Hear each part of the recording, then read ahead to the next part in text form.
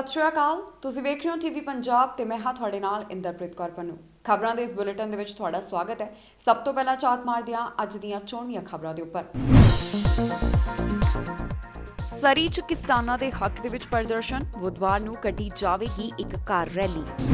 ਕਿਸਾਨਾਂ ਦੇ ਹੱਕ ਦੇ ਵਿੱਚ ਆਏ ਟਰੂਡੋ ਤੇ ਭਾਰਤ ਨੇ ਦੇ ਦਿੱਤਾ ਇਸ ਦੇ ਉੱਪਰ ਉਹਨਾਂ ਨੂੰ ਜਵਾਬ। ਟਰੂਡੋ ਨੇ ਦੱਸੀ ਕਰੋਨਾ ਟੀਕੇ ਮਿਲਣ ਦੀ ਸੱਚਾਈ, ਜਲਦ ਲੋਕਾਂ ਨੂੰ ਟੀਕਾ ਮਿਲਣ ਦੀ ਆਸ। ਬ੍ਰਿਟਿਸ਼ ਕੋਲੰਬੀਆ ਦੇ ਵਿੱਚ ਵਾਪਰੀ ਦਿਲ ਦਹਿਲਾਉਣ ਵਾਲੀ ਘਟਨਾ ਦੇਖ ਕੇ ਹੋ ਜਾਣਗੇ ਰੋਂਗਟੇ ਖੜੇ।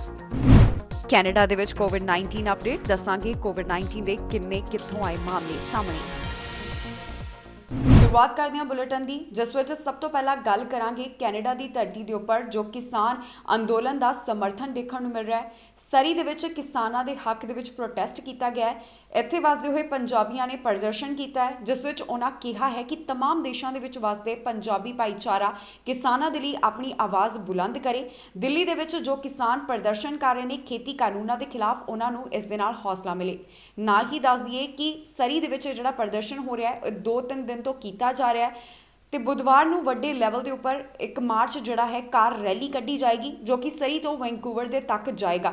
ਸੋ ਇਹਨਾਂ ਵੱਲੋਂ ਲਗਾਤਾਰ ਕਿਸਾਨਾਂ ਦੇ ਹੱਕ ਦੇ ਵਿੱਚ ਆਵਾਜ਼ ਬੁਲੰਦ ਕੀਤੀ ਜਾ ਰਹੀ ਹੈ। ਸਰੀ 'ਚ ਕਿਸਾਨਾਂ ਦੇ ਹੱਕ 'ਚ ਪ੍ਰੋਟੈਸਟ ਕੀਤਾ ਗਿਆ, ਜੋ ਕਿ ਸਕਾਟ ਰੋਡ 72 ਐਵੀਨਿਊ ਦੇ ਵਿੱਚ ਦੇਖਣ ਨੂੰ ਮਿਲਿਆ। ਇੱਥੇ 3 ਦਿਨਾਂ ਤੋਂ ਇਹ ਪ੍ਰਦਰਸ਼ਨ ਕੀਤਾ ਜਾ ਰਿਹਾ ਹੈ। ਭਾਰਤ ਦੇ ਕਿਸਾਨਾਂ ਦੇ ਹੱਕ ਦੇ ਵਿੱਚ ਕੈਨੇਡਾ ਤੋਂ ਵੀ ਆਵਾਜ਼ ਉੱਠ ਰਹੀ ਹੈ। ਇੱਥੋਂ ਦੇ ਮੈਂਬਰ ਪਾਰਲੀਮੈਂਟ, ਵਿਧਾਇਕ ਅਤੇ ਪ੍ਰਧਾਨ ਮੰਤਰੀ ਜਸਟਿਨ ਟਰੂਡੋ ਨੇ ਵੀ ਕਿਸਾਨਾਂ ਦੀ ਸਪੋਰਟ ਕੀਤੀ ਹੈ। ਉਹਨਾਂ ਕਿਹਾ ਕਿ ਭਾਰਤ ਸਰਕਾਰ ਨੂੰ ਇਹਨਾਂ ਕਿਸਾਨਾਂ ਦੀ ਗੱਲ ਸੁਣਨੀ ਚਾਹੀਦੀ ਹੈ। ਹੁਣ ਆਮ ਲੋਕਾਂ ਵੱਲੋਂ, ਖਾਸ ਕਰ ਕੈਨੇਡਾ ਦੇ ਵਿੱਚ ਵਸਦੇ ਪੰਜਾਬੀ ਭਾਈਚਾਰੇ ਵੱਲੋਂ ਵੀ ਆਪਣੇ ਤਰੀਕੇ ਦੇ ਨਾਲ ਕੈਨੇਡਾ ਦੇ ਵਿੱਚ ਪ੍ਰੋਟੈਸਟ ਕੀਤਾ ਜਾ ਰਿਹਾ ਹੈ, ਤਾਂ ਜੋ ਉਹਨਾਂ ਦੀ ਆਵਾਜ਼ ਵੀ ਭਾਰਤ ਸਰਕਾਰ ਦੇ ਤੱਕ ਪਹੁੰਚੇ ਅਤੇ ਦਿੱਲੀ ਦੇ ਵਿੱਚ ਪ੍ਰਦਰਸ਼ਨ ਕਰਨ ਵਾਲੇ ਕਿਸਾਨਾਂ ਨੂੰ ਵੀ ਹੌਸਲਾ ਮਿਲੇ। ਬੀਤੀ ਰਾਤ ਸਰੀ ਦੇ ਵਿੱਚ ਜੋ ਪ੍ਰਦਰਸ਼ਨ ਹੋਇਆ, ਇਹ 2-3 ਦਿਨਾਂ ਤੋਂ ਇੱਥੇ ਕੀਤਾ ਜਾ ਰਿਹਾ ਹੈ ਤੇ ਨਾਲ ਹੀ ਪ੍ਰੋਟੈਸਟ ਕਰਨ ਵਾਲਿਆਂ ਨੇ ਕਿਹਾ ਕਿ ਬਾਕੀ ਦੇਸ਼ਾਂ ਦੇ ਵਿੱਚ ਵਸਦੇ ਪੰਜਾਬੀ ਵੀ ਅੱਗੇ ਆਉਣ ਅਤੇ ਕਿਸਾਨਾਂ ਦੇ ਹੱਕ ਦੇ ਵਿੱਚ ਖੜਨ। ਇਸ ਸਰੀ ਦੇ ਪ੍ਰੋਟੈਸਟ ਦੇ ਵਿੱਚ ਵੱਡੇ ਪੱਧਰ 'ਚ ਲੋਕ ਇਕੱਠੇ ਹੋਏ, ਜਿਨ੍ਹਾਂ ਰੋਸ ਪ੍ਰਦਰਸ਼ਨ ਕੀਤਾ। ਦੱਸ ਦਈਏ ਕਿ ਬੁੱਧਵਾਰ ਨੂੰ ਸਰੀ ਦੇ ਵਿੱਚ ਇੱਕ ਵੱਡਾ ਰੋਸ ਪ੍ਰਦਰਸ਼ਨ ਕੀਤਾ ਜਾ ਰਿਹਾ ਹੈ। ਇੱਕ ਕਾਰ ਰੈਲੀ ਕੱਢੀ ਜਾਵੇਗੀ, ਜਿਸ ਦੇ ਵਿੱਚ ਵੱਡੇ ਪੱਧਰ ਤੇ ਲੋਕ ਸ਼ਾਮਲ ਹੋਣ ਦੀ ਉਮੀਦ ਹੈ। ਇਹ ਰੈਲੀ ਸਰੀ ਤੋਂ ਵੈਂਕੂਵਰ ਜਾਵੇਗੀ, ਜੋ ਕਿ ਇੰਡੀਅਨ ਕੌਂਸੂਲੇਟ ਦੇ ਬਾਹਰ ਪ੍ਰਦਰਸ਼ਨ ਕਰੇਗੀ।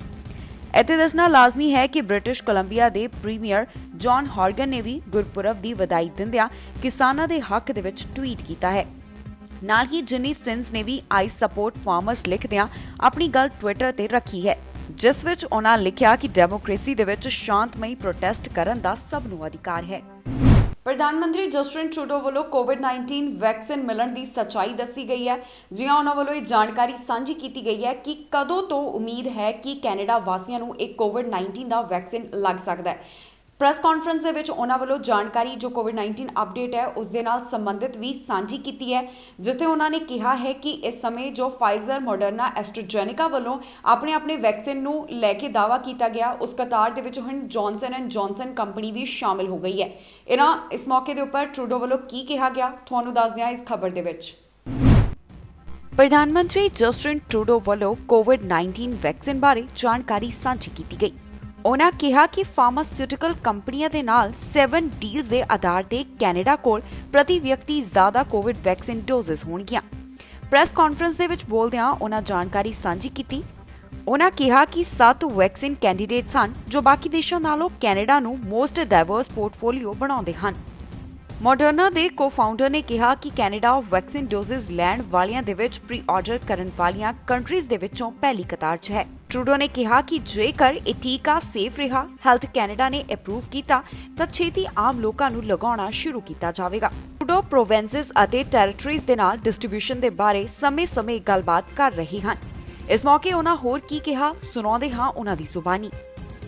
Yesterday, we presented our government's plan to support Canadians through the second wave of COVID-19 and rebuild a strong, resilient economy. There are lots of important measures to cover, but first I want to start with fighting COVID-19, because right now, job one remains protecting you and your family.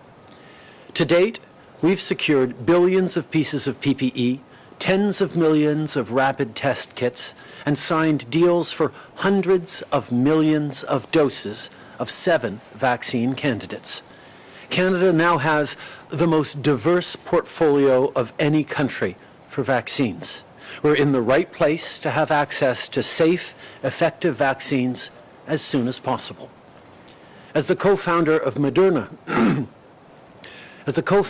Moderna said over the weekend, Canada was among the first to pre-order their vaccine doses. We are guaranteed some of Moderna's first batch if the vaccine is safe and approved. Already, Moderna has submitted their candidate for Health Canada review, as have Pfizer-BioNTech and AstraZeneca Oxford. And just yesterday, Johnson & Johnson joined this list as the 4th candidate for Health Canada review. As I outlined on Friday, our government is also working around the clock with the provinces and territories and through the new National Operations Centre on the vaccine rollout. We've invested in everything from freezers to needles to be sure we can reach every Canadian who wants a vaccine, no matter where they live. ਪ੍ਰਧਾਨ ਮੰਤਰੀ Justin Trudeau ਨੇ ਕਿਸਾਨਾਂ ਦੇ ਹੱਕ ਦੇ ਵਿੱਚ ਆਵਾਜ਼ ਚੁੱਕੀ ਤਾਂ ਇਸ ਦਾ ਜਵਾਬ ਭਾਰਤ ਵਾਲੇ ਪਾਸਿਓਂ ਗਿਆ ਗਿਆ। ਹਾਲ ਹੀ ਦੇ ਵਿੱਚ ਪ੍ਰਧਾਨ ਮੰਤਰੀ ਵੱਲੋਂ ਇਹ ਗੱਲ ਕਹੀ ਗਈ ਸੀ ਕਿ ਜੋ ਹਾਲਾਤ ਉਹਨਾਂ ਨੂੰ ਕਿਸਾਨਾਂ ਦੇ ਮਿਲ ਰਹੇ ਨੇ ਉਹ ਵਾਕਈ ਹੀ ਚਿੰਤਾਜਨਕ ਨੇ। ਜਿਸ ਤਰ੍ਹਾਂ ਦੇ ਪ੍ਰਦਰਸ਼ਨ ਦੇ ਉੱਪਰ ਜਿਸ ਤਰ੍ਹਾਂ ਦੀ ਕਾਰਵਾਈ ਕੀਤੀ ਜਾ ਰਹੀ ਹੈ ਉਹਨਾਂ ਦੇ ਉੱਪਰ ਚਿੰਤਾ ਦਾ ਪ੍ਰਗਟਾਵਾ ਟਰੂਡੋ ਵੱਲੋਂ ਕੀਤਾ ਗਿਆ ਸੀ। ਇਸ ਦਾ ਜਵਾਬ ਜਿਹੜਾ ਹੈ ਭਾਰਤ ਵਾਲੇ ਪਾਸਿਓਂ ਆਇਆ ਹੈ। ਉਹਨਾਂ ਕਿਹਾ ਹੈ ਕਿ ਜੋ ਟਰੂਡੋ ਵੱਲੋਂ ਇਹ ਟਿੱਪਣੀ ਕੀਤੀ ਗਈ ਹੈ ਤੇ ਨਾਲ ਦੀ ਨਾਲ ਉਹਨਾਂ ਨੇ ਜੋ ਬਾਕੀ ਐਮਪੀਜ਼ ਵੱਲੋਂ ਜੋ ਟਵੀਟ ਕੀਤੇ ਗਏ ਉਹ ਵੀ ਉਹਨਾਂ ਵੱਲੋਂ ਕਮੈਂਟਸ ਪੜ੍ਹੇ ਗਏ ਨੇ। ਉਹਨਾਂ ਨੇ ਕਿਹਾ ਕਿ ਇਹ ਅਨਆਥੋਰਾਈਜ਼ਡ ਹੈ। ਬਾਕੀ ਜਾਣਕਾਰੀ ਤੁਹਾਡੇ ਨਾਲ ਪੂਰੀ ਡੀਟੇਲ ਦੇ ਵਿੱਚ ਇਸ ਖਬਰ ਅੰਦਰ ਸਾਂਝੀ ਕਰਾਂਗੇ। ਪ੍ਰਧਾਨ ਮੰਤਰੀ ਜਸਟਿਨ ਟਰੂਡੋ ਵੀ ਭਾਰਤ ਦੇ ਕਿਸਾਨਾਂ ਦੇ ਹੱਕ ਵਿੱਚ ਉਤਰੇ। ਦਿੱਲੀ ਕਿਸਾਨ ਮੋਰਚੇ ਦੇ ਪ੍ਰਧਾਨ ਮੰਤਰੀ ਜਸਟਿਨ ਟਰੂਡੋ ਨੇ ਕਿਹਾ ਕਿ ਹਾਲਾਤ ਚਿੰਤਾਜਨਕ ਹਨ। ਅਜਿਹੇ ਦੇ ਵਿੱਚ ਭਾਰਤ ਵੱਲੋਂ ਵੀ ਇਸ ਦਾ ਜਵਾਬ ਆਇਆ ਹੈ। ਭਾਰਤ ਨੇ ਕਿਸਾਨ ਅੰਦੋਲਨ ਤੇ ਪ੍ਰਧਾਨ ਮੰਤਰੀ ਦੇ ਬਿਆਨ ਨੂੰ ਠੁਕਰਾਇਆ ਹੈ।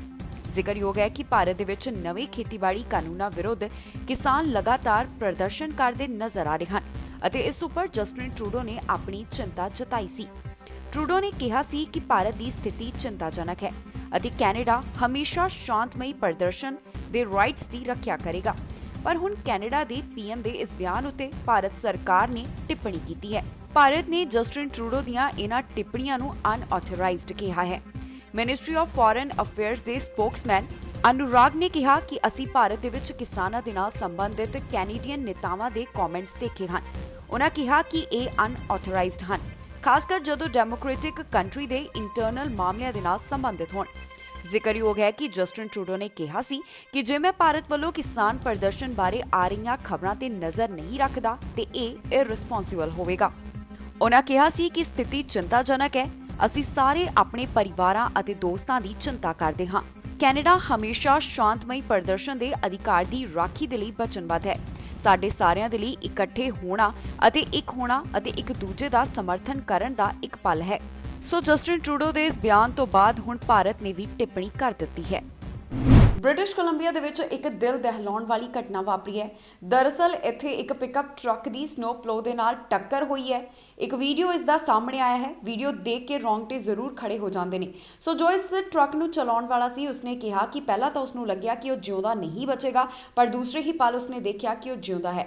ਸੋ ਇੱਕ ਵਿਟਨੈਸ ਵੱਲੋਂ ਦੱਸਿਆ ਗਿਆ ਕਿ ਜਦੋਂ ਉਸਨੇ ਦੇਖਿਆ ਤੇ ਇਸ ਪਿਕਅਪ ਟਰੱਕ ਨੇ ਹਵਾ ਦੇ ਵਿੱਚ ਕਈ ਸਪਿਨ ਲਏ ਜਦੋਂ ਉਹ ਸਨੋ ਪਲੋ ਦੇ ਨਾਲ ਟਕਰਾਇਆ ਹੈ। ਸੋ ਇਹ ਜਿਹੜੀ ਵੀਡੀਓ ਹੈ ਉਹ ਡਰਾਈਵਰ ਨੇ ਖੁਦ ਹਜ਼ਾਰਾਂ ਵਾਰ ਦੇਖੀ ਹੈ ਤੇ ਆਪਣੇ ਆਪ ਨੂੰ ਖੁਸ਼ਕਿਸਮਤ ਮਹਿਸੂਸ ਕਰਦਾ ਹੈ। ਘਟਨਾ ਬ੍ਰਿਟਿਸ਼ ਕੋਲੰਬੀਆ ਤੋਂ ਸਾਹਮਣੇ ਆਈ ਹੈ, ਜਿੱਥੇ BC ਦੇ ਵਿੱਚ ਇੱਕ ਸਨੋ ਪਲੋ ਦੇ ਨਾਲ ਟੱਕਰ ਹੋਣ ਦੇ ਨਾਲ ਡਰਾਈਵਰ ਦੇ ਮਾਮੂਲੀ ਸੱਟਾਂ ਲੱਗੀਆਂ। ਸੈਂਟਰਲ BC ਹਾਈਵੇ ਤੇ ਸਨੋ ਪਲੋ ਦੇ ਨਾਲ ਇੱਕ ਪਿਕਅਪ ਟਰੱਕ ਟਕਰਾ ਗਿਆ, ਜਿਸ ਕਾਰਨ ਡਰਾਈਵਰ ਦੇ ਸੱਟਾਂ ਆਈਆਂ। ਇਹ ਘਟਨਾ 16 highway 50 kilometre west of McBride British Columbia ਤੇ ਵਾਪਰੀ।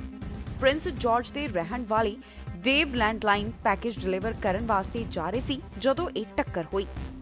ਉਸਨੇ ਕਿਹਾ ਕਿ ਡਰਾਈਵ ਕਰਦੇ ਸਮੇਂ ਉਸਨੇ ਪਲੋ ਦੇਖਿਆ ਤੇ ਐਕਸਟਰਾ ਸਪੇਸ ਦਿੱਤੀ ਤੇ ਜਦੋਂ ਉਹ ਲੰਘ ਰਿਹਾ ਸੀ ਤੇ ਸਿੱਧਾ ਉਸਦੀ ਗੱਡੀ ਵੱਲ ਆ ਗਿਆ। ਉਸਨੂੰ ਲੱਗਾ ਕਿ ਜਿਵੇਂ ਉਹ ਹੁਣ ਨਹੀਂ ਬਚੇਗਾ, ਪਰ ਅਗਲੇ ਹੀ ਪਲ ਉਸਨੇ ਦੇਖਿਆ ਕਿ ਉਹ ਜਿਉਂਦਾ ਹੈ। ਉਸਨੇ ਕਿਹਾ ਕਿ ਵਿਟਨੈਸ ਨੇ ਦੱਸਿਆ ਕਿ ਉਸਦੇ ਟਰੱਕ ਨੇ ਹਵਾ ਦੇ ਵਿੱਚ ਕਈ ਸਪਿਨ ਕੀਤੇ। ਇਸ ਘਟਨਾ ਦੇ ਵਿੱਚ ਲੈਂਡਲਾਈਨ ਦੇ ਕੁਝ ਦੰਦ ਟੁੱਟੇ ਅਤੇ ਮਸਲਸ ਦੇ ਵਿੱਚ ਸੱਟਾਂ ਆਈਆਂ। ਤੇ ਆਪਣੀ ਵੀਡੀਓ ਉਸਨੇ ਹਜ਼ਾਰਾਂ ਵਾਰ ਦੇਖੀ ਤੇ ਉਹ ਆਪਣੇ ਆਪ ਨੂੰ ਖੁਸ਼ਕਿਸਮਤ ਮਹਿਸੂਸ ਕਰਦਾ ਹੈ। ਦੱਸ ਦਈਏ ਕਿ ਬ੍ਰਿਟਿਸ਼ ਕੋਲੰਬੀਆ ਹਾਈਵੇ ਤੇ ਇਹ ਦੂਸਰਾ ਕੋਲੀਜਨ ਹੋਇਆ ਹੈ। ਇਸ ਤੋਂ ਪਹਿਲਾਂ ਫਰਵਰੀ ਦੇ ਵਿੱਚ ਵੀ ਅਜਿਹੀ ਘਟਨਾ ਵਾਪਰੀ ਸੀ। FCC ਤੋਂ ਅਜੀਤ ਪਈ ਹੁਣ ਅਸਤੀਫਾ ਦੇਣਗੇ। 20 ਜਨਵਰੀ ਨੂੰ ਉਹ ਆਪਣੇ ਅਹੁਦੇ ਤੋਂ ਅਸਤੀਫਾ ਦੇਣ ਵਾਲੇ ਨੇ। ਉਸੇ ਹੀ ਦਿਨ ਉਹ ਅਸਤੀਫਾ ਦੇਣਗੇ ਜਿਸ ਦਿਨ ਜੋ ਬਾਈਡਨ ਅਮਰੀਕਾ ਦੇ ਅਗਲੇ ਰਾਸ਼ਟਰਪਤੀ ਦੇ ਤੌਰ ਦੇ ਉੱਪਰ ਸਹੁੰ ਚੁੱਕਣਗੇ। ਅਮਰੀਕਾ ਦੇ ਵਿੱਚ FCC ਚੇਅਰਮੈਨ ਅਹੁਦੇ ਤੋਂ ਅਜੀਤ ਪਈ ਅਸਤੀਫਾ ਦੇਣਗੇ। ਅਮਰੀਕਾ ਦੇ ਵਿੱਚ ਭਾਰਤੀ ਮੂਲ ਦੇ ਅਜੀਤ ਪਈ ਨੇ ਫੈਡਰਲ ਕਮਿਊਨੀਕੇਸ਼ਨ ਕਮਿਸ਼ਨ ਦੇ ਚੇਅਰਮੈਨ ਦੇ ਅਹੁਦੇ ਤੋਂ ਅਸਤੀਫਾ ਦੇਣ ਦਾ ਐਲਾਨ ਕੀਤਾ ਹੈ। ਉਹਨਾਂ ਦੀ ਅਪਾਇੰਟਮੈਂਟ ਰਾਸ਼ਟਰਪਤੀ ਡੋਨਾਲਡ ਟਰੰਪ ਵੱਲੋਂ ਕੀਤੀ ਗਈ ਸੀ। ਪਈ 20 ਜਨਵਰੀ ਨੂੰ ਅਹੁਦਾ ਛੱਡ ਦੇਣਗੇ ਜਿਸ ਦਿਨ ਜੋ ਬਾਈਡਨ ਅਮਰੀਕਾ ਦੇ 46ਵੇਂ ਰਾਸ਼ਟਰਪਤੀ ਦੇ ਤੌਰ ਦੇ ਉੱਪਰ ਅਹੁਦਾ ਸੰਭਾਲਣਗੇ। ਉਹ ਟਰੰਪ ਪ੍ਰਸ਼ਾਸਨ ਦੇ ਵਿੱਚ ਭਾਰਤੀ ਮੂਲ ਦੇ ਸੀਨੀਅਰ ਅਧਿਕਾਰੀਆਂ ਦੇ ਵਿੱਚੋਂ ਇੱਕ ਹਨ। ਪਈ ਨੇ ਟਰੰਪ ਦੇ ਨਾਲ ਮਿਲ ਕੇ ਹੁਆਈ ਅਤੇ ZTE ਵਰਗੀਆਂ ਕੰਪਨੀਆਂ ਦੇ ਟੈਲੀਕਮਿਊਨੀਕੇਸ਼ਨ ਇਕਵਿਪਮੈਂਟ ਦੇ ਅਮਰੀਕਾ ਦੇ ਵਿੱਚ ਇਸਤੇਮਾਲ ਤੇ ਪਾਬੰਦੀ ਲਗਾਉਣ ਦਾ ਕੰਮ ਕੀਤਾ ਸੀ। ਇਹਨਾਂ ਨੂੰ ਰਾਸ਼ਟਰਪਤੀ ਸੁਰੱਖਿਆ ਦੇ ਲਈ ਖਤਰਾ ਮੰਨਿਆ ਗਿਆ ਸੀ। ਪਈ ਨੇ ਇੱਕ ਬਿਆਨ ਦੇ ਵਿੱਚ ਕਿਹਾ ਹੈ ਕਿ ਮੈਨੂੰ ਦੇਸ਼ ਅਤੇ ਵਿਦੇਸ਼ ਦੇ ਵਿੱਚ ਰਾਸ਼ਟਰੀ ਸੁਰੱਖਿਆ ਦੇ ਖਤਰੇ ਤੋਂ ਆਪਣੇ ਸੰਚਾਰ ਨੈਟਵਰਕ ਨੂੰ ਹਮਲਾਵਰ ਤਰੀਕੇ ਦੇ ਨਾਲ ਰੱਖਿਆ ਕਰਨ ਤੇ ਮਾਣ ਹੈ। ਦੱਸ ਦਈਏ ਕਿ ਕੋਵਿਡ-19 ਤੇ ਰਾਸ਼ਟਰਪਤੀ ਦੇ ਵਿਸ਼ੇਸ਼ ਸਲਾਹਕਾਰ ਡਾਕਟਰ ਸਕਾਟ ਐਟਲਸ ਨੇ ਅਸਤੀਫਾ ਦੇ ਦਿੱਤਾ ਹੈ। ਐਟਲਸ ਨੇ ਕੋਰੋਨਾ ਪੈਂਡੇਮਿਕ ਨੂੰ ਰੋਕਣ ਵਿੱਚ ਮਾਸਕ ਅਤੇ ਦੂਜੇ ਮੈਸ਼ਰਸ ਦੀ ਲੋੜ ਦੇ ਉੱਪਰ ਸਵਾਲ ਚੁੱਕੇ ਸਨ। ਹਾਲ ਹੀ ਦੇ ਵਿੱਚ ਨੀਰਾ ਟੰਡਨ ਦੀ ਨਿਯੁਕਤੀ ਦਾ ਜੋ ਬਾਈਡਨ ਵੱਲੋਂ ਐਲਾਨ ਕੀਤਾ ਗਿਆ। ਇਸ ਐਲਾਨ ਤੋਂ ਰਿਪਬਲਿਕਨ ਖਾਸੇ ਨਾਰਾਜ਼ ਨਜ਼ਰ ਆ ਰਹੇ ਨੇ। ਕਿਉਂ ਉਹਨਾਂ ਵੱਲੋਂ ਇਹ ਨਾਰਾਜ਼ਗੀ ਜਤਾਈ ਜਾ ਰਹੀ ਹੈ, ਉਸ ਦਾ ਕਾਰਨ ਤੁਹਾਡੇ ਨਾਲ ਇਸ ਖਬਰ ਦੇ ਵਿੱਚ ਸਾਂਝਾ ਕਰਾਂਗੇ। ਨੀਰਾ ਟੰਡਨ ਦੀ ਬਾਈਡਨ ਦੇ ਵੱਲੋਂ ਅਪਾਇੰਟਮੈਂਟ ਕੀਤੀ ਗਈ, ਪਰ ਇਸ ਨੂੰ ਲੈ ਕੇ ਰਿਪਬਲਿਕਨ ਨਾਰਾਜ਼ ਨਜ਼ਰ ਆ ਰਹੇ ਹਨ। ਰਿਪਬਲਿਕਨ ਪਾਰਟੀ ਦੇ ਸੈਨੇਟਰਾਂ ਨੇ ਨੀਰਾ ਟੰਡਨ ਨੂੰ ਮੈਨੇਜਮੈਂਟ ਅਤੇ ਬਜਟ ਆਫਿਸ ਦੇ ਵਿੱਚ ਡਾਇਰੈਕਟਰ ਅਪਾਇੰਟ ਕੀਤੇ ਜਾਣ ਦਾ ਵਿਰੋਧ ਕੀਤਾ ਹੈ। ਦਰਅਸਲ ਨੀਰਾ ਟੰਡਨ ਅਤੇ ਰਿਪਬਲਿਕਨ ਪਾਰਟੀ ਦੇ ਕਈ ਮੈਂਬਰਾਂ ਦੇ ਬਾਰੇ ਵਿੱਚ ਆਫੈਂਸਿਵ ਕਮੈਂਟਸ ਕਰਨ ਦਾ ਦੋਸ਼ ਹੈ। ਸੈਨੇਟ ਵੱਲੋਂ ਜੇਕਰ ਨੀਰਾ ਟੰਡਨ ਦੀ ਨਾਮਜ਼ਦਗੀ ਦੀ ਕਨਫਰਮੇਸ਼ਨ ਕਰ ਦਿੱਤੀ ਜਾਂਦੀ ਹੈ ਤਾਂ ਉਹ ਇਸ ਅਹੁਦੇ ਤੇ ਪੁੱਜਣ ਵਾਲੀ ਪਹਿਲੀ ਭਾਰਤੀ ਮੂਲ ਦੀ ਅਮਰੀਕੀ ਔਰਤ ਹੋਵੇਗੀ। ਸੈਨੇਟ ਦੇ ਵਿੱਚ ਇੰਡੀਆ ਕਾਕਸ ਦੇ ਕੋ-ਚੇਅਰਮੈਨ ਜੌਨ ਕਾਰਨਨ ਨੇ ਕਿਹਾ ਹੈ ਕਿ ਜੋ ਬਾਈਡਨ ਨੇ ਹੁਣ ਤੱਕ ਸਰਕਾਰ ਦੇ ਵਿੱਚ ਜਿਨ੍ਹਾਂ ਵੀ ਲੋਕਾਂ ਦੀ ਅਪਾਇੰਟਮੈਂਟ ਕੀਤੀ ਹੈ ਉਹਨਾਂ ਦੇ ਵਿੱਚ ਨੀਰਾ ਦੀ ਚੋਣ ਸਭ ਤੋਂ ਖਰਾਬ ਹੈ। ਇਸ ਤੋਂ ਪਹਿਲਾਂ ਉਹਨਾਂ ਨੇ ਸੈਨੇਟ ਮੈਂਬਰਾਂ ਦੇ ਬਾਰੇ ਦੇ ਵਿੱਚ ਜਿਸ ਤਰ੍ਹਾਂ ਦੇ ਟਵੀਟ ਕੀਤੇ ਹਨ ਉਹਨਾਂ ਦੇ ਨਾਲ ਉਹਨਾਂ ਦੀ ਨਾਮਜ਼ਦਗੀ ਜਾਣੀ ਕਿ ਅਪਾਇੰਟਮੈਂਟ ਦੇ ਵਿੱਚ ਦਿੱਕਤ ਹੋ ਸਕਦੀ ਹੈ। ਮੀਡੀਆ ਨਾਲ ਗੱਲ ਕਰਦੇ ਹੋਏ ਕਾਰਨਨ ਨੇ ਕਿਹਾ ਕਿ ਪਿਛਲੇ ਕੁਝ ਹਫ਼ਤਿਆਂ ਦੌਰਾਨ ਨੀਰਾ ਨੇ ਰਿਪਬਲਿਕਨ ਦੇ ਬਾਰੇ ਦੇ ਵਿੱਚ ਕੀਤੇ ਕਈ ਟਵੀਟ ਡਿਲੀਟ ਕੀਤੇ ਹਨ। ਉਹਨਾਂ ਨੂੰ ਅਜਿਹਾ ਲੱਗਦਾ ਹੈ ਕਿ ਲੋਕ ਇਹਨਾਂ ਨੂੰ ਨਹੀਂ ਦੇਖ ਸਕਣਗੇ। ਕਾਰਨਨ ਨੇ ਕਿਹਾ ਕਿ ਮੈਂ ਹੈਰਾਨ ਹਾਂ ਕਿ ਨੀਰਾ ਟੰਡਨ ਦਾ ਨਾਮ ਤੈਅ ਕਰਦੇ ਸਮੇਂ ਕਿਸੇ ਵੀ ਰਿਪਬਲਿਕਨ ਦੇ ਨਾਲ ਕੋਈ ਸਲਾਹ ਮਸ਼ਵਰਾ ਬਾਈਡਨ ਵੱਲੋਂ ਨਹੀਂ ਕੀਤਾ ਗਿਆ। ਨੀਰਾ ਦੀ ਅਪਾਇੰਟਮੈਂਟ ਦੇ ਲਈ ਸੈਨੇਟ ਦੀ ਮਨਜ਼ੂਰੀ ਜ਼ਰੂਰੀ ਹੈ। 100 ਮੈਂਬਰੀ ਅਮਰੀਕੀ ਸੈਨੇਟ ਦੇ ਵਿੱਚ ਰਿਪਬਲਿਕਨ ਪਾਰਟੀ ਦੇ 50 ਮੈਂਬਰ ਹਨ ਜਦਕਿ ਡੈਮੋਕ੍ਰੈਟਿਕ ਪਾਰਟੀ ਦੇ 48 ਮੈਂਬਰ ਹਨ। ਵਰਗਿਸ ਜੋ ਬਾਈਡਨ ਦੀ ਟੀਮ ਦਾ ਹਿੱਸਾ ਬਣੇ ਹਨ। ਉਹਨਾਂ ਦਾ ਇਹ ਹਿੱਸਾ ਬਣਨਾ ਇਸ ਦੇ ਨਾਲ ਭਾਰਤੀਆਂ ਦਾ ਮਾਣ ਵਧਿਆ ਹੈ। ਸੋ ਇਸ ਦੇ ਵਿੱਚ ਪੂਰੀ ਜਾਣਕਾਰੀ ਉਹਨਾਂ ਦੇ ਨਾਲ ਸੰਬੰਧਿਤ ਤੁਹਾਡੇ ਨਾਲ ਸਾਂਝੀ ਕਰਾਂਗੇ। ਪਰ ਦੱਸ ਦਈਏ ਕਿ ਜੋ ਬਾਈਡਨ ਦੇ ਨਾਲ ਉਹ ਪਹਿਲਾਂ ਵੀ ਕੰਮ ਕਰ ਚੁੱਕੇ ਨੇ। ਵਰਗਿਸ ਜੋ ਬਾਈਡਨ ਦੀ ਟੀਮ ਦਾ ਹਿੱਸਾ ਬਣੇ ਅਤੇ ਉਹਨਾਂ ਨੇ ਭਾਰਤ ਦਾ ਮਾਣ ਵਧਾਇਆ ਹੈ। ਅਮਰੀਕਾ ਦੇ ਨਵੇਂ ਚੁਣੇ ਗਏ ਰਾਸ਼ਟਰਪਤੀ ਜੋ ਬਾਈਡਨ ਦੀ ਟੀਮ ਦੇ ਵਿੱਚ ਇੱਕ ਹੋਰ ਪਾਰਟੀ ਦਾ ਨਾਮ ਸ਼ਾਮਲ ਹੋ ਗਿਆ ਹੈ। ਬਾਈਡਨ ਅਤੇ ਅਮਰੀਕਾ ਦੀ ਨਵੀਂ ਚੁਣੀ ਗਈ ਉਪ ਰਾਸ਼ਟਰਪਤੀ ਕਮਲਾ ਹੈਰਿਸ ਨੇ ਪਾਰਟੀ ਅਮਰੀਕੀ ਮਾਜੂ ਵਰਗਿਸ ਨੂੰ ਸਹੁੰ ਚੁੱਕ ਸਮਾਗਮ ਦੇ ਵਿੱਚ ਹੋਣ ਵਾਲੀ ਸੈਲੀਬ੍ਰੇਸ਼ਨਸ ਦਾ ਐਗਜ਼ੀਕਿਊਟਿਵ ਡਾਇਰੈਕਟਰ ਅਪਾਇੰਟ ਕੀਤਾ ਹੈ। ਪਾਰਟੀ ਅਮਰੀਕੀ ਮਾਜੂ ਵਰਗਿਸ ਅਜਿਹੇ 5ਵੇਂ ਪਾਰਟੀ ਹਨ ਜਿਨ੍ਹਾਂ ਨੂੰ ਬਾਈਡਨ ਅਤੇ ਕਮਲਾ ਨੇ ਇੰਪੋਰਟੈਂਟ ਜ਼ਿੰਮੇਵਾਰੀ ਦਿੱਤੀ ਹੈ। ਇਸ ਤੋਂ ਪਹਿਲਾਂ ਸੋਮਵਾਰ ਨੂੰ ਬਾਈਡਨ ਨੇ ਨੀਰਾ ਟੰਡਨ ਨੂੰ ਆਫਿਸ ਮੈਨੇਜਮੈਂਟ ਅਤੇ ਬਜਟ ਦੇ ਡਾਇਰੈਕਟਰ ਦੇ ਤੌਰ ਦੇ ਉੱਪਰ ਅਪਾਇੰਟ ਕਰਨ ਦਾ ਐਲਾਨ ਕੀਤਾ ਸੀ। ਦੱਸ ਦਈਏ ਕਿ ਵਰਗਿਸ ਨੇ ਬਾਈਡਨ ਦੇ ਚੋਣ ਕੈਂਪੇਨ ਦੇ ਵਿੱਚ ਵੀ ਮਹੱਤਵਪੂਰਨ ਭੂਮਿਕਾ ਜਾਣੀ ਕਿ ਇੰਪੋਰਟੈਂਟ ਰੋਲ ਅਦਾ ਕੀਤਾ ਸੀ। ਚੋਣਾਂ ਦੌਰਾਨ ਉਹ ਬਾਈਡਨ ਦੇ ਸੀਨੀਅਰ ਸਲਾਹਕਾਰ ਦੀ ਭੂਮਿਕਾ ਦੇ ਵਿੱਚ ਰਹੇ। ਇਸ ਦੌਰਾਨ ਉਹਨਾਂ ਦੇਸ਼ ਭਰ ਦੇ ਵਿੱਚ ਹਜ਼ਾਰਾਂ ਵਰਕਰਸ ਨੂੰ ਇੱਕ ਮੁਹਿੰਮ ਦੇ ਨਾਲ ਜੋੜਿਆ। ਸਾਬਕਾ ਰਾਸ਼ਟਰਪਤੀ ਬਰੈਕ ਓਬਾਮਾ ਪ੍ਰਸ਼ਾਸਨ ਦੇ ਵਿੱਚ ਵਰਗਿਸ ਵਿਸ਼ੇਸ਼ ਸਹਾਇਕ ਰਹਿ ਚੁੱਕੇ ਹਨ। ਖਾਸ ਕਰ ਉਹਨਾਂ ਦੀ ਵਿਦੇਸ਼ ਯਾਤਰਾ ਦੇ ਮੈਨੇਜਮੈਂਟ ਦੇ ਵਿੱਚ ਉਹਨਾਂ ਦੀ ਖਾਸ ਭੂਮਿਕਾ ਰਹਿੰਦੀ ਸੀ ਤੇ ਹੁਣ ਵਰਗਿਸ ਜੋ ਬਾਈਡਨ ਦੀ ਟੀਮ ਦਾ ਹਿੱਸਾ ਬਣੇ ਹਨ। ਓਨਟਾਰੀਓ ਦੀ ਗੱਲ ਕਰੀਏ ਤਾਂ ਓਨਟਾਰੀਓ ਦੇ ਵਿੱਚ ਆਏ ਦਿਨ ਜ਼ਿਆਦਾ ਮਾਮਲੇ ਰਿਪੋਰਟ ਹੋ ਰਹੇ ਹਨ। ਤੇ ਟੋਰਾਂਟੋ ਦਾ ਜ਼ਿਕਰ ਕਰੀਏ ਤਾਂ ਲਾਕਡਾਊਨ ਦੇ ਬਾਵਜੂਦ ਵੀ ਆਏ ਦਿਨ ਕੋਵਿਡ-19 ਦੇ ਜ਼ਿਆਦਾ ਕੇਸਿਸ ਸਾਹਮਣੇ ਆ ਰਹੇ ਨੇ। ਸੋ ਇਹਨਾਂ ਕੇਸਿਸ ਦੇ ਨਾਲ ਜਿਹੜੇ ਡਾਕਟਰਸ ਨੇ, ਸਿਹਤ ਮਾਹਿਰ ਨੇ, ਉਹਨਾਂ ਦੀ ਚਿੰਤਾ ਵੀ ਵਧੀ ਹੈ। ਅਜਿਹੇ ਦੇ ਵਿੱਚ ਟਾਪ ਡਾਕਟਰ ਵੱਲੋਂ ਸਲਾਹ ਦਿੱਤੀ ਗਈ ਹੈ ਕਿ ਜੇਕਰ ਆਪਣੇ ਆਪ ਨੂੰ ਇਸ ਵਾਇਰਸ ਤੋਂ ਬਚਾਉਣਾ ਹੈ, ਆਪਣਾ ਬਚਾਅ ਕਰਨਾ ਹੈ, ਤਾਂ ਫਿਰ ਮਾਸਕ ਨੂੰ ਜ਼ਰੂਰ ਪਾ ਲਓ। ਟੋਰਾਂਟੋ ਦੇ ਡਾਕਟਰਾਂ ਦੀ ਕੋਰੋਨਾ ਵਾਇਰਸ ਦੇ ਕਾਰਨ ਚਿੰਤਾ ਵਧੀ ਹੈ ਤੇ ਉਹਨਾਂ ਕਿਹਾ ਹੈ ਕਿ ਜੇਕਰ ਬਚਣਾ ਹੈ, ਆਪਣੇ ਬਚਾਅ ਦੇ ਲਈ ਮਾਸਕ ਪਾ ਲਓ। ਟੋਰਾਂਟੋ ਦੇ ਟਾਪ ਡਾਕਟਰਸ ਨੇ ਲੋਕਾਂ ਨੂੰ ਅਪੀਲ ਕੀਤੀ ਹੈ ਕਿ ਆਪਣਾ ਮਾਸਕ ਪਾ ਕੇ ਰੱਖੋ। ਕੈਨੇਡਾ ਦੇ ਵਿੱਚ ਕੋਵਿਡ-19 ਦੇ ਸਭ ਤੋਂ ਜ਼ਿਆਦਾ ਮਾਮਲੇ ਓਨਟਾਰੀਓ ਸੂਬੇ ਦੇ ਵਿੱਚ ਦੇਖਣ ਨੂੰ ਮਿਲ ਰਹੇ ਹਨ ਤੇ ਨਾਲ ਹੀ ਟੋਰਾਂਟੋ ਦੇ ਵਿੱਚ ਵੀ ਕੋਵਿਡ-19 ਦੇ ਜ਼ਿਆਦਾ ਕੇਸਿਸ ਦੇਖਣ ਨੂੰ ਮਿਲ ਰਹੇ ਨੇ। ਹਾਲਾਂਕਿ ਇੱਥੇ ਲਾਕਡਾਊਨ ਵੀ ਲਗਾਇਆ ਗਿਆ ਹੈ, ਪਰ ਇਸ ਦੇ ਬਾਵਜੂਦ ਕੋਵਿਡ-19 ਦੇ ਮਾਮਲਿਆਂ ਦੀ ਰਫ਼ਤਾਰ ਲਗਾਤਾਰ ਵਧਦੀ ਜਾ ਰਹੀ ਹੈ। ਬੀਤੇ ਦਿਨ ਟੋਰਾਂਟੋ ਦੇ ਵਿੱਚ 622 ਨਵੇਂ ਕੋਵਿਡ ਕੇਸ ਰਿਪੋਰਟ ਹੋਏ। ਇੱਥੇ ਹੁਣ ਤੱਕ 643 ਲੋਕਾਂ ਦੀ ਮੌਤ ਹੋ ਚੁੱਕੀ ਹੈ। ਇਹਨਾਂ ਮਾਮਲਿਆਂ ਨੂੰ ਦੇਖਦਿਆਂ ਟੋਰਾਂਟੋ ਦੇ ਟਾਪ ਡਾਕਟਰ ਨੇ ਲੋਕਾਂ ਨੂੰ ਸਲਾਹ ਦਿੱਤੀ ਹੈ ਕਿ ਲੋਕਾਂ ਨੂੰ ਮਾਸਕ ਪਾ ਕੇ ਰੱਖਣ ਦੀ ਜ਼ਰੂਰਤ ਹੈ। ਉਹਨਾਂ ਕਿਹਾ ਕਿ ਲੋਕਾਂ ਨੂੰ ਜ਼ਰੂਰੀ ਕੰਮ ਦੇ ਲਈ ਘਰਾਂ ਤੋਂ ਬਾਹਰ ਆਉਣਾ ਪੈ ਰਿਹਾ ਹੈ, ਪਰ ਇਸ ਦੌਰਾਨ ਲੋਕਾਂ ਨੂੰ ਫਿਜ਼ੀਕਲ ਡਿਸਟੈਂਸਿੰਗ ਬਣਾ ਕੇ ਰੱਖਣ ਦੀ ਜ਼ਰੂਰਤ ਹੈ। 7 ਦਿਨ ਪਹਿਲਾਂ ਇੱਥੇ ਕੋਵਿਡ ਦੇ ਰੋਜ਼ਾਨਾ ਮਾਮਲਿਆਂ ਦੀ ਗਿਣਤੀ 436 ਰਹਿੰਦੀ ਸੀ, ਪਰ ਹੁਣ 622 ਮਾਮਲੇ ਦਰਜ ਹੋਏ ਹਨ, ਜਿਸ ਕਾਰਨ ਟੋਰਾਂਟੋ ਡਾਕਟਰਾਂ ਦੀ ਚਿੰਤਾ ਲਗਾਤਾਰ ਵਧਦੀ ਜਾ ਰਹੀ ਹੈ। ਮੈਡੀਕਲ ਅਧਿਕਾਰੀ ਡਾਕਟਰ ਐਲਨ ਡੀ ਵਿਲਾ ਨੇ ਕਿਹਾ ਕਿ ਕੋਰੋਨਾ ਦੇ ਨਵੇਂ ਮਾਮਲਿਆਂ ਨੇ ਸਾਡੀ ਚਿੰਤਾ ਵਧਾ ਦਿੱਤੀ ਹੈ। ਕੋਵਿਡ-19 ਕਾਰਨ ਸਥਿਤੀ ਖਰਾਬ ਹੁੰਦੀ ਜਾ ਰਹੀ ਹੈ। ਇਸ ਸਮੇਂ ਕੋਰੋਨਾ ਵਾਇਰਸ ਤੋਂ ਬਚਣ ਦਾ ਇੱਕ ਹੀ ਇਲਾਜ ਹੈ ਕਿ ਆਪਣਾ ਮਾਸਕ ਪਾ ਕੇ ਲੋਕ ਫਿਜ਼ੀਕਲ ਡਿਸਟੈਂਸਿੰਗ ਬਣਾ ਕੇ ਰੱਖਣ। ਇਸ ਦੇ ਨਾਲ ਨਵੇਂ ਮਾਮਲਿਆਂ ਨੂੰ ਵਧਣ ਤੋਂ ਰੋਕਿਆ ਜਾ ਸਕਦਾ ਹੈ। ਇੱਕ ਪਾਰਟੀ ਵੱਲੋਂ ਅਮਰੀਕੀਆਂ ਦੇ ਨਾਲ ਧੋਖਾਧੜੀ ਕੀਤੀ ਗਈ ਹੈ। ਹੁਣ ਇਸ ਧੋਖਾਧੜੀ ਦੇ ਚੱਲਦਿਆਂ ਉਸ ਨੂੰ ਸਜ਼ਾ ਸੁਣਾਈ ਗਈ ਹੈ। ਇਸ ਵਾਸਤੇ ਹੁਣ ਉਸ ਨੂੰ 20 ਸਾਲ ਜੇਲ੍ਹ ਦੇ ਵਿੱਚ ਰਹਿਣਾ ਪਵੇਗਾ। ਅਮਰੀਕਾ ਦੇ ਵਿੱਚ ਇੱਕ ਪਾਰਟੀ ਵੱਲੋਂ ਕੀਤੀ ਧੋਖਾਧੜੀ ਕਾਰਨ 20 ਸਾਲਾ ਕੈਦ ਦੀ ਸਜ਼ਾ ਸੁਣਾਈ ਗਈ ਹੈ। ਇਸ ਵਿਅਕਤੀ ਨੇ ਭਾਰਤ ਦੇ ਵਿੱਚ ਸਥਿਤ ਕਾਲ ਸੈਂਟਰ ਦੇ ਰਾਹੀਂ ਅਮਰੀਕੀ ਨਾਗਰਿਕਾਂ ਦੇ ਨਾਲ ਧੋਖਾਧੜੀ ਕੀਤੀ ਤੇ ਹੁਣ ਇਸ ਭਾਰਤੀ ਨਾਗਰਿਕ ਨੂੰ 20 ਸਾਲ ਜੇਲ੍ਹ ਦੀ ਸਜ਼ਾ ਸੁਣਾਈ ਗਈ ਹੈ। ਇਸ ਦੀ ਪਹਿਚਾਣ ਅਹਿਮਦਾਬਾਦ ਦੇ ਹਿਤੇਸ਼ ਮਧੂਪਾਈ ਪਟੇਲ ਦੇ ਤੌਰ ਤੇ ਹੈ ਤੇ ਅਮਰੀਕਾ ਦੇ ਸਦਰਨ ਡਿਸਟ੍ਰਿਕਟ ਆਫ ਟੈਕਸਸ ਦੇ ਜੱਜ ਡੇਵਿਡ ਹਿਟਨਰ ਨੇ ਸਜ਼ਾ ਸੁਣਾਈ ਹੈ। ਪਟੇਲ ਨੂੰ ਸਾਲ 2013 ਤੋਂ 2016 ਦੌਰਾਨ ਲੱਖਾਂ ਡਾਲਰ ਦੀ ਧੋਖਾਧੜੀ ਕਰਨ ਦਾ ਦੋਸ਼ੀ ਠਹਿਰਾਇਆ ਗਿਆ ਹੈ। ਪਟੇਲ ਨੂੰ ਪੀੜਤ ਵਿਅਕਤੀਆਂ ਨੂੰ ਭਾਰੀ ਜੁਰਮਾਨਾ ਵੀ ਦੇਣਾ ਪਵੇਗਾ। ਦੱਸਣਯੋਗ ਹੈ ਕਿ ਸਾਲ 2018 ਦੇ ਵਿੱਚ ਪਟੇਲ ਭਾਰਤ ਤੋਂ ਭੱਜ ਕੇ ਸਿੰਗਾਪੁਰ ਚਲਾ ਗਿਆ ਸੀ। ਟਰੰਪ ਪ੍ਰਸ਼ਾਸਨ ਦੀ ਅਪੀਲ ਤੇ ਸਿੰਗਾਪੁਰ ਦੇ ਵਿੱਚ ਉਸ ਨੂੰ ਗ੍ਰਿਫਤਾਰ ਕਰ ਲਿਆ ਗਿਆ ਅਤੇ ਅਪ੍ਰੈਲ 2019 ਦੇ ਵਿੱਚ ਉਸ ਨੂੰ ਅਮਰੀਕਾ ਨੂੰ ਸੌਂਪਿਆ ਗਿਆ। ਇਸ ਸਾਜ਼ਿਸ਼ ਦੇ ਵਿੱਚ 24 ਅਮਰੀਕੀ ਵੀ ਸ਼ਾਮਲ ਹਨ, ਜਿਨ੍ਹਾਂ ਨੂੰ 20 ਸਾਲ ਤੱਕ ਦੀ ਜੇਲ੍ਹ ਦੀ ਸਜ਼ਾ ਸੁਣਾਏ ਜਾਣ ਦੇ ਨਾਲ-ਨਾਲ ਜੁਰਮਾਨਾ ਵੀ ਲਗਾਇਆ ਗਿਆ ਹੈ। ਨਾਲ ਹੀ ਦੱਸ ਦਈਏ ਕਿ ਧੋਖਾਧੜੀ ਦੇ ਮਾਮਲੇ ਦੇ ਵਿੱਚ ਇੱਕ ਹੋਰ ਪਾਰਟੀ ਨੇ ਜੁਰਮ ਨੂੰ ਕਬੂਲ ਕੀਤਾ ਹੈ। ਨਵੀਂ ਦਿੱਲੀ ਦੇ ਵਿੱਚ ਟੈਲੀਮਾਰਕੀਟਿੰਗ ਕਾਲ ਸੈਂਟਰ ਚਲਾਉਣ ਵਾਲੇ ਭਾਰਤੀ ਨਾਗਰਿਕ ਅਜੇ ਸ਼ਰਮਾ ਨੇ ਅਮਰੀਕਾ ਦੇ ਵਿੱਚ ਹਜ਼ਾਰਾਂ ਲੋਕਾਂ ਦੇ ਨਾਲ ਧੋਖਾਧੜੀ ਕਰਨ ਦਾ ਜੁਰਮ ਕਬੂਲ ਕਰ ਲਿਆ ਹੈ। ਇਸ ਅਪਰਾਧ ਲਈ 20 ਸਾਲ ਦੀ ਜੇਲ੍ਹ ਦੀ ਸਜ਼ਾ ਉਸ ਨੂੰ ਹੋ ਸਕਦੀ ਹੈ। ਇਸ ਤੋਂ ਇਲਾਵਾ ਉਸ ਨੂੰ 25 ਲੱਖ ਡਾਲਰ ਦਾ ਜੁਰਮਾਨਾ ਵੀ ਚੁਕਾਉਣਾ ਪੈ ਸਕਦਾ ਹੈ। ਕੈਨੇਡਾ ਦੇ ਵਿੱਚ ਕੋਵਿਡ-19 ਦੇ ਮਾਮਲੇ ਲਗਾਤਾਰ ਵਧਦੇ ਜਾ ਰਹੇ ਨੇ, ਜੋ ਕਿ ਚਿੰਤਾ ਦਾ ਵਿਸ਼ਾ ਵੀ ਬਣੇ ਹੋਏ ਨੇ। ਸਿਹਤ ਮਾਹਿਰ ਇਸ ਨੂੰ ਲੈ ਕੇ ਕਾਫੀ ਚਿੰਤਾ ਦੇ ਵਿੱਚ ਨਜ਼ਰ ਆ ਰਹੇ ਨੇ। ਕੈਨੇਡਾ ਦੇ ਵੱਖ-ਵੱਖ ਪ੍ਰੋਵਿੰਸਿਸ ਦੇ ਵਿੱਚ ਮੁੜ ਤੋਂ ਪਾਬੰਦੀਆਂ ਲਗਾਈਆਂ ਗਈਆਂ ਨੇ। ਸੋ ਅੱਜ ਦੀ ਜਿਹੜੀ ਅਪਡੇਟ ਹੈ, ਅੱਜ ਦੀ ਜਿਹੜੀ ਜਾਣਕਾਰੀ ਹੈ ਕੋਵਿਡ-19 ਦੀ, ਉਹ ਤੁਹਾਡੇ ਨਾਲ ਇਸ ਖਬਰ ਦੇ ਵਿੱਚ ਸਾਂਝੀ ਕਰਾਂਗੇ ਕਿ ਕਿਸ ਹਿੱਸੇ ਤੋਂ ਕਿੰਨੇ ਕੋਰੋਨਾ ਵਾਇਰਸ ਦੇ ਮਾਮਲੇ ਰਿਪੋਰਟ ਹੋਏ ਹਨ। ਇਸ ਖਬਰ ਦੇ ਵਿੱਚ ਜਾਣਕਾਰੀ ਤੁਹਾਡੇ ਨਾਲ ਸਾਂਝੀ ਕਰਾਂਗੇ ਕਿ ਕੈਨੇਡਾ ਦੇ ਕਿਸ ਹਿੱਸੇ ਤੋਂ ਕਿੰਨੇ ਕੋਵਿਡ-19 ਦੇ ਕੇਸ ਸਾਹਮਣੇ ਆਏ ਨੇ। ਓਨਟਾਰੀਓ ਤੋਂ 1707 ਨਵੇਂ ਕੋਵਿਡ ਕੇਸ ਸਾਹਮਣੇ ਆਏ। ਸੋਮਵਾਰ ਤੋਂ 5 ਰੀਜਨਸ ਦੇ ਵਿੱਚ ਸਖਤ ਪਾਬੰਦੀਆਂ ਲਗਾਈਆਂ ਗਈਆਂ ਨੇ। 727 ਟੋਰਾਂਟੋ, 373 ਪੀਲ ਰੀਜਨ ਤੋਂ, 169 ਯਾਰਕ ਰੀਜਨ ਤੋਂ ਮਾਮਲੇ ਰਿਪੋਰਟ ਕੀਤੇ ਗਏ ਹਨ। ਵਾਟਰਲੂ ਦੇ ਵਿੱਚ 72, ਹੈਮਿਲਟਨ ਦੇ ਵਿੱਚ 58, ਵਿੰਡਸਰ ਦੇ ਵਿੱਚ 47 ਕੇਸ, ਹਾਲਡਨ ਰੀਜਨ ਦੇ ਵਿੱਚ 47 ਕੇਸ, ਓਟਵਾ ਦੇ ਵਿੱਚ 34, ਨਾਇਗਰਾ ਰੀਜਨ ਦੇ ਵਿੱਚ 15 ਕੇਸ ਸਾਹਮਣੇ ਆਏ ਹਨ।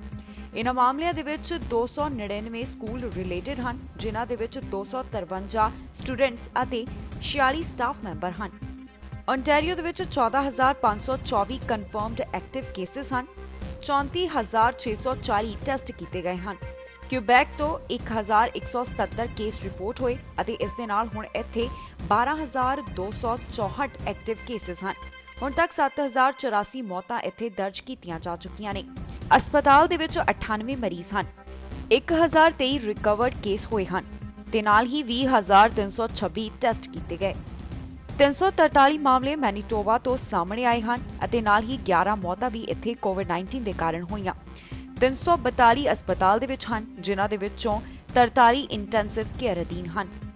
ਕੈਨੇਡਾ ਕੇਸਿਸ ਓਵਰਵਿਊ ਦੀ ਗੱਲ ਕਰੀਏ ਤਾਂ 3,81,000 ਦੇ ਕਰੀਬ ਹੁਣ ਤੱਕ ਕੁੱਲ ਮਾਮਲੇ ਸਾਹਮਣੇ ਆ ਚੁੱਕੇ ਨੇ। 12,181 ਮੌਤਾਂ ਇੱਥੇ ਕੋਵਿਡ ਕਾਰਨ ਹੋ ਚੁੱਕੀਆਂ ਨੇ ਤੇ 3,03,000 ਦੇ ਕਰੀਬ ਰਿਕਵਰਡ ਕੇਸਿਸ ਹਨ। ਸੋ ਇਸ ਦੇ ਨਾਲ ਹੀ ਜਾਂਦੇ ਇੱਕ ਵਾਰ ਫਿਰ ਤੋਂ ਝਾਤ ਮਾਰਦੇ ਹਾਂ ਅੱਜ ਦੀਆਂ ਚੋਣਵੀਆਂ ਖਬਰਾਂ ਦੇ ਉੱਪਰ। ਸਰੀ 'ਚ ਕਿਸਾਨਾਂ ਦੇ ਹੱਕ ਦੇ ਵਿੱਚ ਪ੍ਰਦਰਸ਼ਨ, ਬੁੱਧਵਾਰ ਨੂੰ ਕੱਢੀ ਜਾਵੇਗੀ ਇੱਕ ਕਾਰ ਰੈਲੀ। ਕਿਸਾਨਾਂ ਦੇ ਹੱਕ ਦੇ ਵਿੱਚ ਆਏ ਟਰੂਡੋ ਤੇ ਭਾਰਤ ਨੇ ਦੇ ਦਿੱਤਾ ਇਸ ਦੇ ਉੱਪਰ ਉਹਨਾਂ ਨੂੰ ਜਵਾਬ। ਟਰੂਡੋ ਨੇ ਦੱਸੀ ਕਰੋਨਾ ਟੀਕੇ ਮਿਲਣ ਦੀ ਸੱਚਾਈ, ਜਲਦ ਲੋਕਾਂ ਨੂੰ ਟੀਕਾ ਮਿਲਣ ਦੀ ਆਸ। ਬ੍ਰਿਟਿਸ਼ ਕੋਲੰਬੀਆ ਦੇ ਵਿੱਚ ਵਾਪਰੀ ਦਿਲ ਦਹਿਲਾਉਣ ਵਾਲੀ ਘਟਨਾ ਦੇਖ ਕੇ ਹੋ ਜਾਣਗੇ ਰੌਂਗਟੇ ਖੜੇ। ਕੈਨੇਡਾ ਦੇ ਵਿੱਚ ਕੋਵਿਡ-19 ਅਪਡੇਟ, ਦੱਸਾਂਗੇ ਕੋਵਿਡ-19 ਦੇ ਕਿੱਥੋਂ ਆਏ ਮਾਮਲੇ ਸਾਹਮਣੇ। ਖਬਰਾਂ ਦੇ ਇਸ ਬੁਲੇਟਿਨ ਦੇ ਵਿੱਚ ਇੰਨਾ ਹੀ। ਨਵੀਆਂ ਤੇ ਤਾਜ਼ੀਆਂ ਖਬਰਾਂ ਲੈ ਕੇ ਫਿਰ ਤੋਂ ਹਾਜ਼ਰ ਹੋਵਾਂਗੇ। ਫਿਲਹਾਲ ਮੈਨੂੰ ਇੰਦਰਪ੍ਰੀਤ ਕੌਰ ਪੰਨੂ ਨੂੰ ਦਿਓ ਇਜਾਜ਼ਤ ਤੇ ਤੁਸੀਂ ਵੇਖਦੇ ਰਹੋ ਟੀਵੀ ਪੰਜਾਬ।